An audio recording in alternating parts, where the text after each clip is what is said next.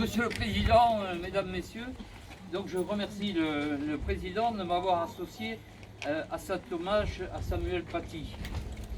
En effet, à l'évocation de l'assassinat du professeur Samuel Paty, survenu le 20 octobre 2020, et après une minute de silence du Conseil d'administration, j'ai proposé au Conseil d'associer le nom de Samuel Paty à celui de l'espace des humanités donné à notre magnifique salle de réunion.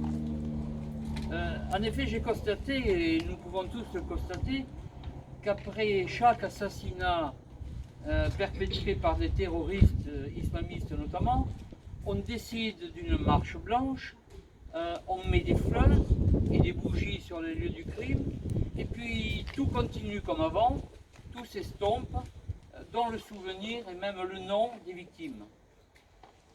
Avec l'hommage que nous avons voulu rendre à ce professeur en mettant son nom dans cette salle, cela permettra pendant longtemps, je l'espère, aux visiteurs de se souvenir de lui ou même de chercher à savoir qui il était. Samuel Paty, fils d'instituteur, après de brillantes études, a choisi de devenir professeur d'histoire.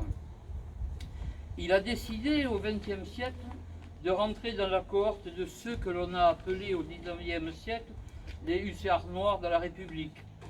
Ceux dont le grand poète Charles Péguy, mort à la fin de la guerre de 14, disait « Ce n'était point pour nous des instituteurs, ou à peine, c'était des maîtres d'école. Et nos maîtres d'école étaient l'essence de notre société. Ils faisaient le plus beau métier du monde.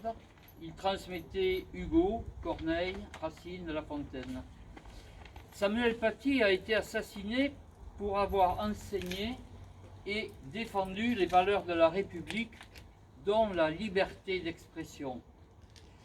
Ces valeurs se recoupent avec celles qui sont le fondement de l'ANRAS, dont le but est d'apporter à toute personne, et je cite ce qui est indiqué dans nos documents, le but est d'apporter à toute personne dont la situation physique ou matérielle, les difficultés psychologiques, intellectuelles, sociales ou familiales le rendent nécessaire, l'aide et les moyens contribuant à son bien-être, à la réalisation de toutes les potentialités, au plein exercice de ses droits, de sa citoyenneté et de son insertion sociale.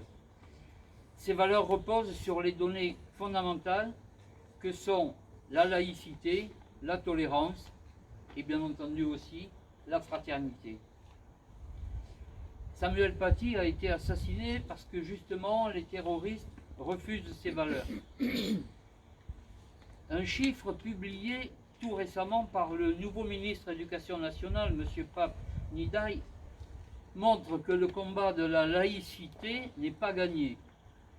627 signalements pour des atteintes à la laïcité de décembre 2021 à mars 2022, donc à 4 mois, ont été dénombrés dans les écoles, collèges et lycées de notre pays. La vigilance s'impose aussi dans nos établissements où sont accueillies de très nombreuses personnes, jeunes et moins jeunes, et où le droit ou la laïcité doit être respecté et imposé pour pouvoir bien vivre en commun. Pour en terminer, je voudrais remercier les jeunes du CP Saint-Jean, du COSEL, qui ont réalisé cette très belle sérigraphie. Et ce sont de grands professionnels et on peut faire appel à eux d'ailleurs à l'occasion. Si vous avez des besoins, n'hésitez pas à les consulter.